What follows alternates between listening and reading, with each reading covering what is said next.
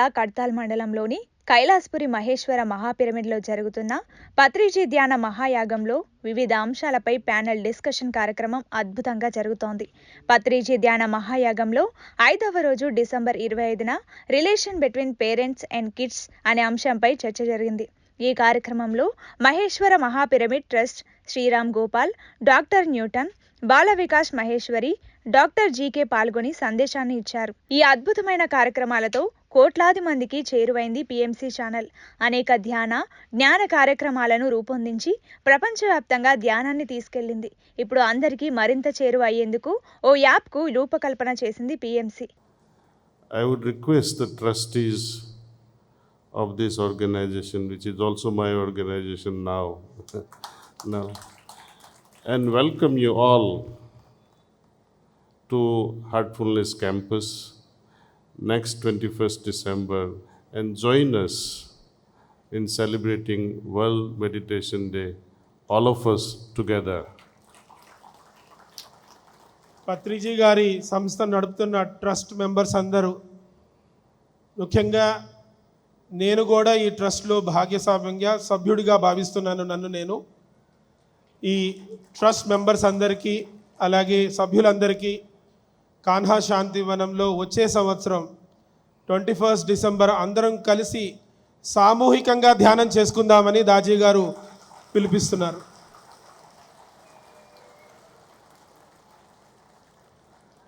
I welcome you all with all my hearts. Please do come. అందరినీ నా హృదయాంతరాల్లో ఉన్న ప్రేమతోటి పిలుస్తున్నాను. తప్పకుండా రండి అని అంటున్నారు. I like to share something which has made me think many a times why many religions, many spiritual groups don't come together. నేను మీతోటి ఒక ముఖ్యమైన విషయాన్ని పంచుకోవాలనుకుంటున్నాను. నేను చాలా సంవత్సరాలు ఈ విషయం గురించి ఆలోచిస్తున్నాను. ఎందుకు రకరకాల మత సంస్థలు, ఆధ్యాత్మిక సంస్థలు ఎందుకు ఒకే వేదికని పంచుకోరు అనే ప్రశ్న నాకు ఎప్పుడు కలవరపెడుతుందని. We may have philosophical, ideological differences. Our identification with philosophies can be different. But we have one simple goal which is common to us, which should bring us together. That common goal is God realization. I can learn from you, you can learn from us. మనం తత్వం వల్ల, సిద్ధాంతాల వల్ల రకరకాల నమ్మకాలని మనం పెంచుకోవచ్చు, అందులో తప్పేం లేదు. కానీ అన్ని తత్వాలకి, అన్ని సిద్ధాంతాలకి కామన్ ఒకటే సూత్రం అన్నమాట, భగవత్ సాక్షాత్కారం. ఈ భగవత్ సాక్షాత్కారాన్ని అందరం కలిసి నేర్చుకోవచ్చు. నేను నేర్చుకుంటాను, మీరు నేర్చుకోండి అని అంటున్నారు.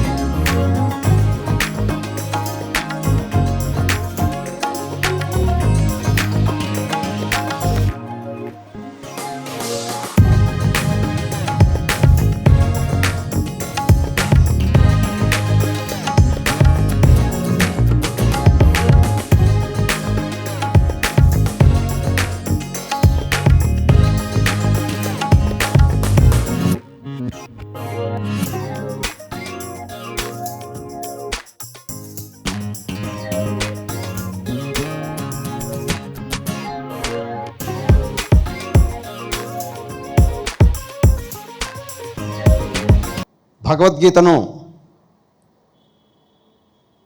ఇంటింటా భగవద్గీత, నెల్లూరంతా భగవద్గీత అనే కాన్సెప్ట్తో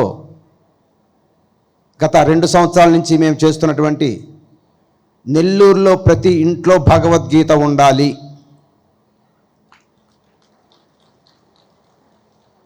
రెండవది అక్కడితో ఆగకూడదు.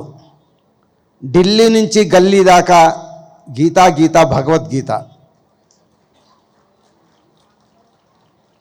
గీతా వైభవమే భారత వైభవం. గీతా వాక్కు భారతీయుల హక్కు. గీత నేర్చుకో, రాత మార్చుకో. భగవద్గీత భక్తి భారతీయులకు విముక్తి.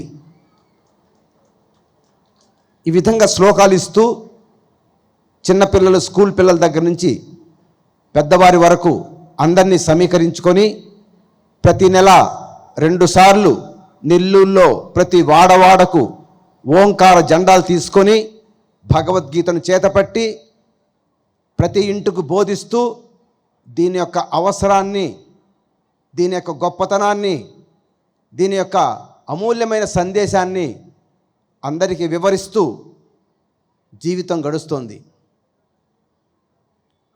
అంతేకాకుండా మిత్రులారా, ఈ మధ్య గీతా జయంతికి ఇది ముఖ్యంగా పాఠ్యాంశాలలో ప్రవేశపెట్టాలి, పాఠ్యాంశాలుగా పిల్లలకు చెప్పాలి అనే ప్రతిపాదనను స్థానికమైనటువంటి అన్ని రాజకీయ పార్టీల నాయకులకు, పెద్దలకు వినతి పత్రాలు అందించడం జరిగింది. ఏంటి భగవద్గీత అంత అమూల్యమా అనుకుంటే, ఇది సనాతన గ్రంథం స్వామి, సనాతన గ్రంథం, భారతీయుల ప్రామాణిక గ్రంథం. ద్వాపర యుగంలో కృష్ణ భగవానుడు చెప్పినటువంటి గ్రంథం. సుమారు 5166 సంవత్సరాల క్రితం ఈ భగవద్గీత పుట్టినరోజు. ఈ భగవద్గీతే అన్ని గ్రంథాలకు, అన్ని మతాలకు సర్వాధారమై ఉన్నది. ఇది వాస్తవం మిత్రులారా. ఇప్పుడు చెప్పాం 5167 సంవత్సరాలని. ఆ తర్వాత బుద్ధుడు ఇదే విషయాన్ని 2500 సంవత్సరాల క్రితం చెప్పాడు. అంటే భగవద్గీత వచ్చిన తర్వాత 2500 సంవత్సరాలు. ఆ తర్వాత 500 సంవత్సరాల తర్వాత యేసుక్రీస్తు జెరూసలేంలో ఈ భగవద్గీతను బోధించారు. ఆ తర్వాత 500 సంవత్సరాల క్రితం మహమ్మద్ ప్రవక్త ఇదే సూత్రాలను అరబ్బీలో బోధించారు. కావాలంటే వెతికి చూసుకోండి. అందుకని భగవద్గీత భారతీయుల ప్రామాణిక గ్రంథం, భారతీయుల ఆచరించవలసిన గ్రంథం, తెలుసుకోవలసిన గ్రంథం కూడా. పొరపాటున ఇది మరణమేళమైంది, అటకెక్కింది, ఆచరణలో లేదు, అందరి హృదయాలలో లేదు.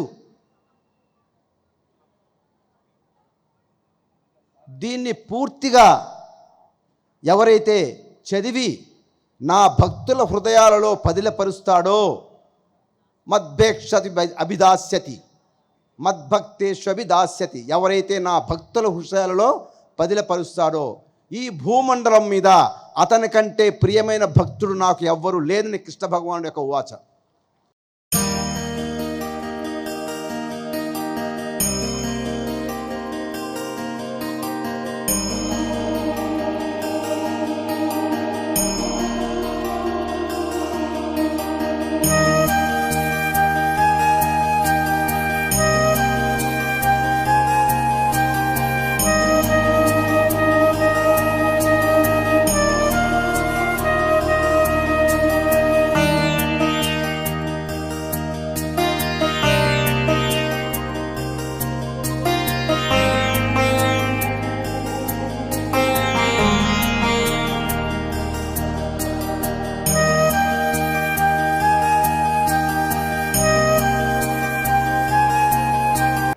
Years back, is it 21st of December should be the beginning of this 10-day festival? 15 సంవత్సరాల క్రితము ఈ ధ్యాన చక్రాలు ఉన్నప్పుడు అప్పట్లో 21 డిసెంబర్ నుంచి ఈ 10 రోజుల ప్రోగ్రామ్ని అప్పట్లో సార్ క్రియేట్ చేశారు. Now, 21st December this year, the United Nations declared as the World Dhyana Meditation Day. See the coincidence. ఈ కోయిన్సిడెన్స్ చూడండి, పత్రి గారు చెప్పింది యునైటెడ్ నేషన్స్ 21 డిసెంబర్ని ప్రపంచ ధ్యాన దినోత్సవంగా ప్రకటించింది. 21st December, 15 years back, Patriji said, we began this. And 21st December this year, the World Assembly, the United Nations said it will be the World Dhyana Meditation Day. పత్రి గారు 15 సంవత్సరాల క్రితం చెప్పింది ఇప్పుడు నిజమైంది. So it's a great tribute to the master. ఈ మాస్టర్కి ఎంతైనా కూడా మనము ఒక మన సుమాంజలి సమర్పించుకోవాలి. Thank you, thank you. Thank you, Patriji. Thank you, Swarnamala Patriji, for such wonderful messages.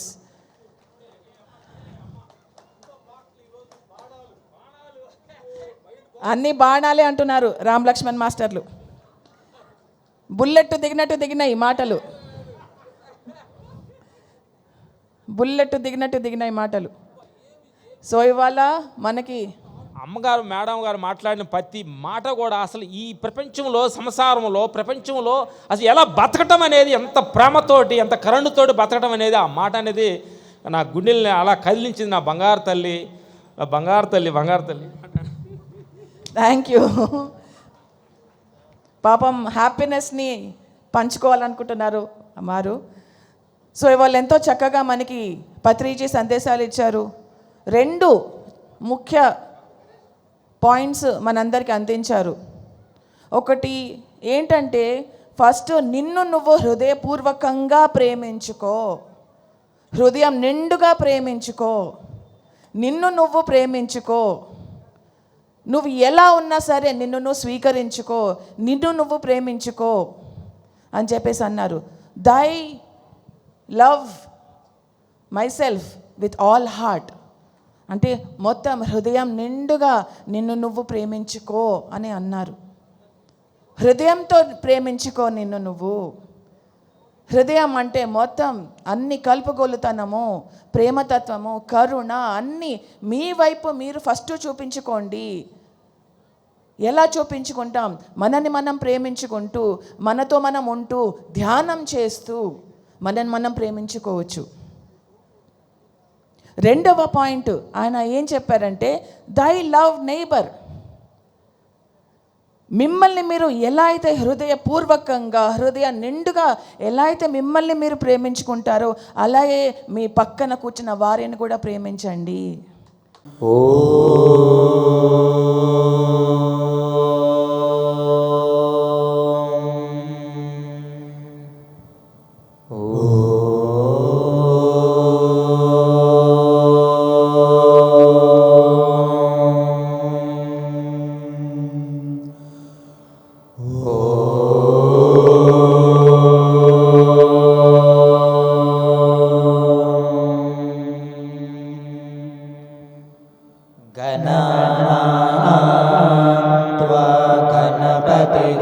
हवामहे कविं कवीनामुपमश्रवस्तमम् ज्येष्ठराजं ब्रह्मणां ब्रह्मणस्पतान् शृण्वन्नोतिभिः सेदसादनम्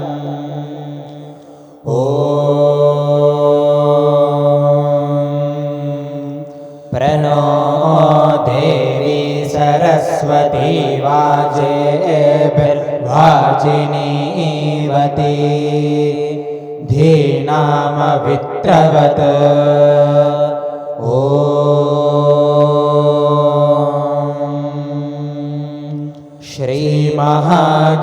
श्रीमहागणाधिपतये नमः।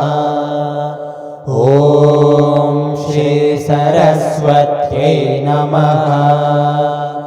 ॐ श्री वेदपुरुषाय नमः।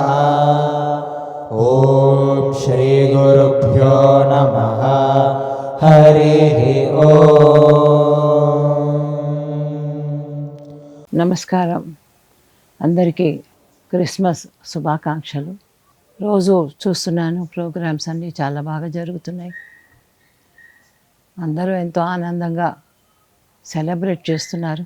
ఎప్పుడైనా ధ్యానం యొక్క ప్రాముఖ్యత ఇంత ఉంటుంది అని ఎవరూ అనుకోలేదేమో. కానీ పత్రిగారి కృషి ఊరికే పోలేదు. 40 ఏళ్ల ప్రయాణం అయినది ఈ ధ్యాన ప్రపంచాన్ని స్థాపించడానికి, ప్రతి వాళ్ళ దగ్గరికి ధ్యానం తీసుకెళ్ళడానికి.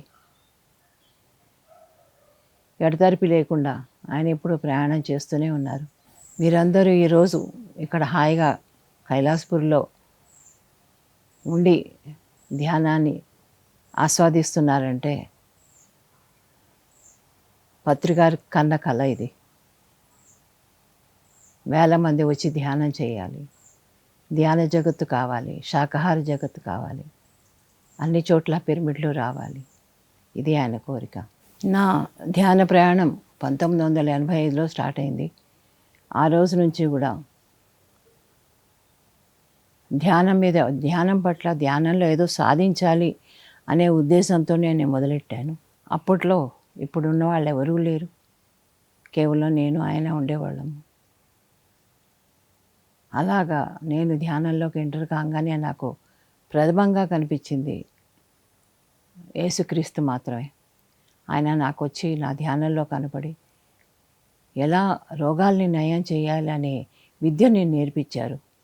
అప్పట్లో ఇలా ఒక మనిషికి ఇలా నేను చేయగలడు అనే జ్ఞానం కూడా మాకు లేదు కనుక అదొక వింతగా అనిపించింది. చేశాను కొన్నాళ్ళు. ఇలాగా పత్రిగారు కూడా చాలా సింపుల్ వర్డ్స్లో ధ్యానం, శాకాహారం, లేకపోతే ఆనాపానసతి, శ్వాసమిది ధ్యాస, ఇలాంటి చిన్న పదాలతోనే సారాంశం మొత్తం, ఆధ్యాత్మిక సారాంశం అంతా ఇచ్చేశారు అందరికీ. ఆయన ఎప్పుడు పెద్ద వర్డ్స్ వాడలేదు. డైమండ్స్ అంట, గెలాక్సీస్ అంట, ఇవన్నీ ఎప్పుడూ ఆయన మాట్లాడలేదు. అవన్నీ అవసరం కూడా లేదు మనిషికి. మనం ఉన్న చోట మంచిగా ఎలా ఉండాలి అంతే, అది చాలు. మనం రోజువారీ జీవితంలో మనం ఎలా ప్రవర్తిస్తున్నాం, ఎలా జీవిస్తున్నాము, ఎలా మాట్లాడుతున్నాము, ఎలా ఒదిగి ఉంటున్నాము, అందరికీ మర్యాద, ప్రేమ ఎలా పంచాలి, ఇదే నేర్పించేవారు ఆయన. ఎలా భోంచేయాలి, ఎలా తినాలి, ఎలా వడ్డించాలి, వంట ఎలా చేయాలి, ఇవన్నీ నేర్చుకుంటే చాలు. అంతేగాని మనం ఏదో లోకాల్లో ప్రయాణించడం కానీ, ఏదో లోకాల్లో చేసేయాలని కానీ అంత అవసరం లేదు మనకి ప్రస్తుతం. జీవితం చాలా సింపుల్, ఆధ్యాత్మిక అంతకంటే సింపుల్. ఆ సింపుల్ వర్డ్స్లోనే మనం అన్నీ నేర్చుకోవచ్చు కూడా. ధ్యానం చేస్తే చాలు, దానంతటా అవే అన్నీ వస్తాయి. చాలామంది చెప్తుంటారు ఈ లోకాలు ఆ లోకాలు, కరెక్టే, ఉంటాయి, ఉండొచ్చు కూడా. కానీ వాటి కోసం మనం లేము, మన కోసం ఉన్నాయి. మనం ధ్యానం చేస్తే మనకే వస్తాయి. కేవలం ధ్యానం ఒకటే మార్గం ఎక్కడికైనా వెళ్ళడానికి. సూక్ష్మ శరీర యానం అంటారు, మూడో కన్ను తెలుసుకుంటుంది, ఇవన్నీ ఉంటాయి. బట్ మనం దేనికోసం చేస్తున్నాము, మనం తెలుసుకోవడం కోసం చేస్తున్నాము ధ్యానం. సంసారంలో మన యొక్క బంధుత్వాల్ని కానీ, మన యొక్క రిలేషన్షిప్స్ కానీ మంచిగా పెట్టుకోవడం కోసం మనం ధ్యానం చేస్తున్నాము. అది ఒక్కటే మనం తెలుసుకుంటే చాలు. అందరినీ ప్రేమగా చూసుకోవడము, మన సెల్ఫ్ ఇంపార్టెన్స్ని తగ్గించుకోవడము, అహంకారాలను తగ్గించుకోవడము, ఇవన్నీ చేశామంటే చాలు. మనం ధ్యానులమే, ఇంకేమీ చేయక్కర్లేదు. ఇవాళ రోజున అందరినీ ఇలాగా మీతో అందరితో మాట్లాడడం చాలా ఆనందంగా ఉంది. Thank you very much.